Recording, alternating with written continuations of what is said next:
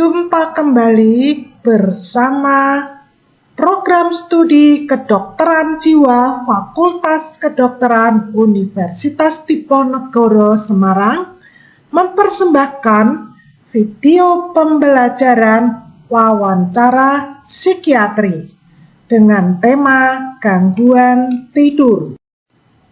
Selanjutnya, perkenalkan narasumber video ini dosen psikiatri Fakultas Kedokteran Undip, yaitu Dr. Inawati Yusuf MKes SPKJ, yang akan mempresentasikan kuliah pengantar gangguan tidur, dan Dr. Titis Hardiati SPKJ sebagai pemeran utama dalam simulasi wawancara psikiatri. Salam sehat jiwa. Video ini diperuntukkan untuk penyegaran kembali bagi profesi dokter umum, mahasiswa program studi kedokteran, dan sarjana kedokteran. Semoga video ini terdiri dari 2 subtema, yaitu pertama adalah kuliah pengantar yang isinya tentang tujuan pembelajaran, kriteria diagnosis DSM-5, tata laksana terapi. Subtema kedua adalah simulasi wawancara psikiatri berupa anamnesis psikiatri, pemeriksaan status mental, diagnosis dan diagnosis banding, tata laksana terapi, serta edukasi. Tujuan umum video ini, mahasiswa setelah lulus dokter mampu mendiagnosis, melakukan penatalaksanaan secara mandiri dan tuntas. Tujuan khususnya adalah memahami pengetahuan dasar tentang kriteria diagnosis insomnia atau gangguan tidur, mampu melakukan pemeriksaan status mental, yaitu di sini simptom insomnia, mampu membuat diagnosis dan diagnosis banding, mampu melaksanakan pemberian terapi insomnia, mampu mengedukasi pasien tentang manfaat sleep hygiene. Kuliah pengantar dengan presentan saya adalah Dr. Inawati Yusuf M. Kriteria diagnosis insomnia menurut Diagnostic dan Statistical Manual of Mental Disorder yang disebut juga DSM-5. 1. Predominasi keluhan ketidakpuasan dengan kualitas dan kuantitas tidur berhubungan dengan salah satu atau lebih gejala-gejala berikut ini. 1. Kesulitan memulai tidur. 2. Kesulitan mempertahankan tidur, ditandai dengan sering terjaga atau sulit kembali tidur setelah terjaga. Yang ketiga adalah terbangun pada dini hari dan tidak bisa kembali tidur. 2. Gangguan tidur menyebabkan distres, yaitu gangguan dalam fungsi sosial, pekerjaan, pendidikan, perilaku, atau area fungsi lainnya. Kesulitan tidur ini dialami setidaknya 3 kali dalam seminggu. Kesulitan tidur ini selamanya dengan waktu setidaknya atau kurang lebih 3 bulan. Kesulitan tidur dialami meskipun mempunyai kesempatan yang cukup untuk tidur. Insomnia yang terjadi tidak bisa dijelaskan dan tidak muncul selama gangguan tidur lainnya. Insomnia yang terjadi bukan akibat fisiologis dari penggunaan zat. Yang ketujuh adalah adanya gangguan psikiatri atau medis yang berkomorbid. Tidak bisa menerangkan predominasi dari keluhan insomnia. Terapi insomnia. Terapi ini terdiri dari non-farmakoterapi dan farmakoterapi.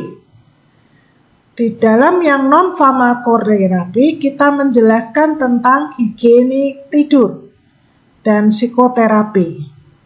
Sedangkan farmakoterapi atau terapi obat yaitu berdasarkan 3 penggolongan. 1 adalah yang inisial insomnia, yaitu dengan golongan benzodiazepin yang short acting. Apabila dia delay insomnia, tidur cepat berakhir atau sulit mempertahankan tidur, diberikan antidepresan golongan trisiklik atau tetrasiklik. Sedangkan yang ketiga yaitu broken insomnia atau terbangun berkali-kali pada semalaman. Diberikan benzodiazepin yang long acting. Selanjutnya akan dilanjutkan dengan video simulasi wawancara psikiatri dengan tema gangguan tidur non-organik dengan pemeran utara adalah Dr. Titis Hadiati. Selamat pagi Mbak, saya Dr. Titis, yang bertugas di Polri pada hari ini. Dengan Mbak siapa? Nama saya Lili, dokter. Oh, Mbak Lili. Iya, Dok. Mbak Lili tinggalnya di? Saya rumahnya di Banyumanik, dokter. Oke. Usianya berapa Mbak Lili? Saya 26, dokter. Iya. Terus ini tinggal siapa kalau sini? Oh, saat ini kebetulan sendiri sih, dokter. Saya ke sini. Mbak Lili sudah bekerja? Sudah, Dok. Di mana Mbak? Di perusahaan swasta, dokter. Sebagai apa? Saya di bagian keuangan, dokter. Ini Mbak Lili datang ke sini ada keluhan apa Mbak? Iya, dokter. Jadi keluhan saya itu saat ini tuh susah tidur, dokter. Jadi ketika saya mau tidur itu rasanya susah sekali untuk mulai tidur. Jadi saya jadi tidak segar seperti itu, Dok, karena susah sekali tidurnya. Setiap kali mau tidur juga selalu terbangun seperti itu, Dok. Itu sudah lama, dokter. Jadi cukup mengganggu saya, dokter, apalagi di pekerjaan, dokter. Iya. Susah tidurnya itu sudah berapa lama Mbak? Mungkin kira-kira sekitar 2 bulan ya, dokter, mulai ada. Ya. Sudah cukup lama ya? Iya, Dok. Jadi selama 2 bulan itu susah tidurnya bagaimana? Terus-terusan atau gimana Mbak? Iya, Dok. Jadi awalnya susah tidur saya itu mungkin hanya beberapa hari, dokter. Mungkin ya sehari, kemudian tidak. Tapi selama 2 bulan ini, dokter, susah tidurnya itu semakin lama semakin sering, Dok. Seperti kalau dalam seminggu itu saya bisa hampir setiap hari, paling hanya 1 hari itu saya bisa tidur. Kemudian tidurnya pun tidak terlalu nyenyak seperti itu, Dok. Mungkin hanya sebentar saja terus bangun lagi, Dok.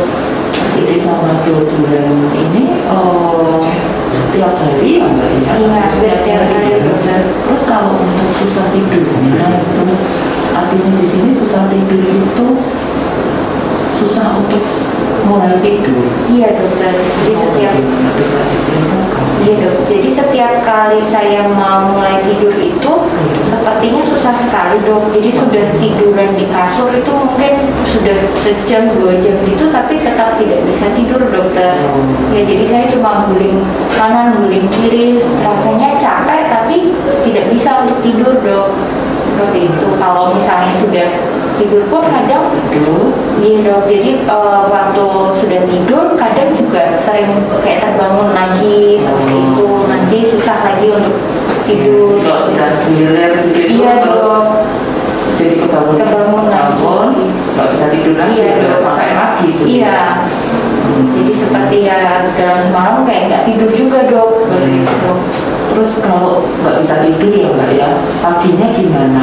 Kan kerja ya Mbak? Iya, Dok. Nah, itu yang jadi masalah saya, Dok. Saya kan di bagian keuangan ya, Dok. Karena semalam jadinya tidak bisa tidur, paginya jadi tidak segar, Dok. Jadi kadang tuh sering saya akhir-akhir ini dapat komplain dan teguran dari atasan saya, kayak menghitung keuangan gitu, kok banyak miss-nya, banyak selisihnya seperti itu. Mungkin ya fokus iya, gitu ya, Dok. Mbak, ya. Jadi tidak bisa konsentrasi, nggak bisa kerja dengan baik, Dok. Itu, Dok, yang membuat saya juga jadi frustasi juga dok dengan pekerjaan. Ya, kalau siang itu terus kan ngantuk itu Mbak di kantor. Iya, kadang juga jadinya sering kalau siang itu agak ngantuk gitu dok.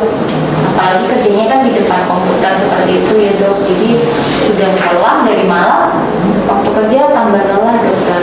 Kalau ini Mbak sebelum susah tidur ya sekarang ini, pernah nggak dulu tidurnya biasa, bisa tidurnya malam, tapi kalau siang itu kepengen tidur, harus tidur setiap hari itu harus tidur, atau nggak kayak gitu dulu? Kalau seperti itu sih tidak ada ya dok ya di sebelumnya. Baru sekarang Iya. Kira-kira menurut Mbak Lili yang bikin Mbak Lili susah tidur itu kenapa? Nah, itu yang saya juga sepertinya sih tidak ada masalah apa-apa ya dok. Maksudnya ya hanya seputar pekerjaan, tapi ya tidak yang terlalu stres juga dok. Makanya saya juga agak bingung waktu kemarin kenapa ya jadi tidak bisa tidur seperti itu. Saya mau coba minum obat tidur, takutnya saya ketergantungan dengan obat itu gitu dok. Jadi ya saya cukup bingung sih dok, hanya kok nggak bisa tidur saja ya gitu. Tapi nggak tahu ada permasalahan apa seperti itu dok. Pernah ada nggak perasaan cemas, khawatir yang terus menerus berlebihan, itu pernah nggak? Kalau khawatir mungkin ada ya dok, cuma kalau yang terus-terusan berapa hari gitu sih tidak pernah sih dok. Jadi masih dalam batas wajar Iya, ya untuk iya. khawatirnya. Iya. Kalau perasaan yang sedih mama itu pernah nggak Mbak? Apalagi mungkin dalam 2 minggu terakhir ini Saya rasa males sama ngapain. kalau saya rasa tidak sih dok, maksudnya saya tetap beraktivitas, hanya jadinya lelah saja dok kalau aktivitas seperti itu dok. Tapi lelahnya itu karena nggak bisa Iya, tidur, dok. Jadi- bukan karena ada sesuatu yang dipikirkan. Iya, jadi kurang bersemangat karena nggak bisa tidurnya itu dok. Kalau yang kebalikannya tadi kan sedih Mbak. Kalau sekarang yang perasaan yang senang sekali, kayaknya nggak bisa tidur tapi memikirkan saya punya rencana harus begini, itu ada seperti itu Mbak. Oh enggak sih dok, tidak. Maksudnya sampai semangat sekali itu. Karena punya rencana macam-macam Iya, gitu. nggak pernah sih dok yang Nggak seperti pernah, itu. ya. Iya. Mbak Lili sudah pernah minum obat-obatan kemarin untuk atasi tidurnya? Saya nggak berani dokter, karena kan orang-orang bilang kalau nanti minum obat tidur takutnya ketergantungan terus dok. Jadi Pernah ke dokter? belum dok, ini baru pertama. Iya. Selain obat-obatan mungkin kalau pas lagi ada waktu apalagi sama teman-teman, pernah nggak sampai minum minuman keras? Oh enggak dok. Enggak, ya. Iya. Terus kalau ini Mbak dulu pernah kayak jatuh sampai nggak sadarkan diri, mungkin ada sesuatu yang kepalanya sampai luka, itu pernah? Kalau kena kepala seperti itu tidak pernah sih dok, paling ya jatuh biasa aja dok, cuma nggak sampai yang harus dirawat, pingsan gitu tidak pernah dok. Jadi di satu keluarga ya? Iya dok. Masih sama orang tua Iya, ya? masih dok.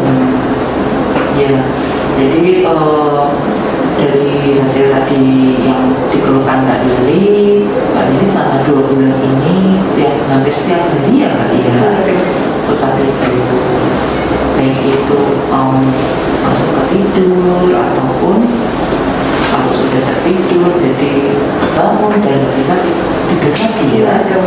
Dan itu udah pertama kali kesini ya. Iya dok. Dan karena akibat susah tidurnya itu sampai ganggu kerjaan ya Mbak? Iya benar dokter, mengganggu sekali dok. Kalau di rumah juga terganggu nggak untuk aktivitas sehari-hari? Oh kalau di rumah kadang-kadang iya dok, jadi kan capek juga ya dok ya, mau aktivitas itu kan pengennya tidur tapi nggak bisa gitu. Cuma mungkin yang paling berpengaruh ya kerjaan dok ya. Jadi sampai terganggu pekerjaan Iya. kantor gitu ya. Dan nggak pernah ada perasaan sedih, perasaan khawatir atau cemas yang berlebihan, atau malah yang semangat yang berlebihan juga nggak pernah. Iya. Ya. Nggak pernah juga kayak jatuh, minuman keras itu nggak pernah. Iya nggak pernah dok. Dan obat-obatan juga nggak pernah. Iya nggak berani saya dok pakai. Nggak pernah. Ya, dari hasil wawancara Mbak Lili ini kemungkinan mengalami insomnia yang non organik ya. Nanti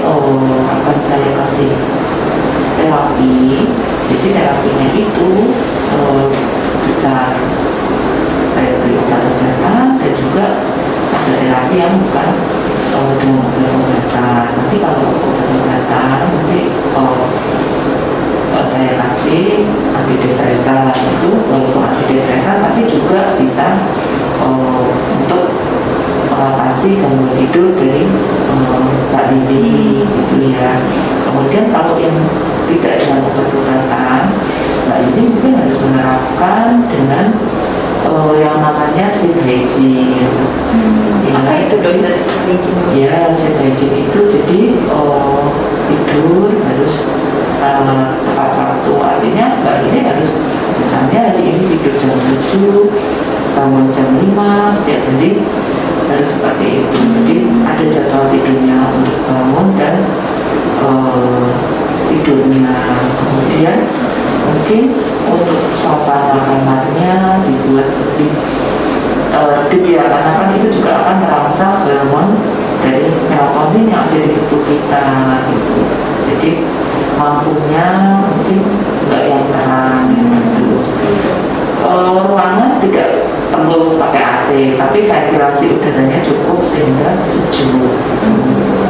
Kemudian kamar, ya kalau kita memang kamar itu kan belum macam-macam ya Mbak ya, mungkin lebih baik kalau belum ngantuk ya jangan tidur-tiduran di tempat tidur, pakai hanya kalau untuk tidur saja ya. Terus juga mengurangi konsumsi kafein seperti itu ya, itu banyak sih Mbak. Nanti mungkin kan sekarang sudah canggih ya, banyak bisa cari di internet, di YouTube itu mengenai sleep hygiene itu diterapkan untuk sehari-hari, itu akan memperbaiki gangguan tidur selain dengan obat-obatan. Ya, itu Mbak, mungkin ada yang mau ditanyakan? Mungkin ini dokter, kalau tadi dengan obat dokter kira-kira akan sampai kapan ya dok saya minum obat untuk membantu tidur? Ya, nanti kita akan evaluasi ya Mbak. Ya nanti saya akan diobat 1 minggu dulu. Nanti 1 minggu lagi Mbak Lili bisa kontrol. Nanti setelah itu kita evaluasi sebenarnya dengan gangguan tidurnya. Kalau memang sudah selama 1 minggu kemudian nanti kontrol lagi, nanti obat itu akan makin lama.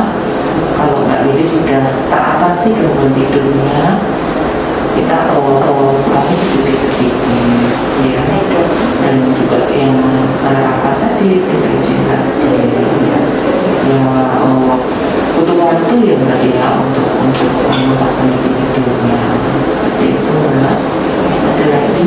Sudah dokter, terima kasih dokter.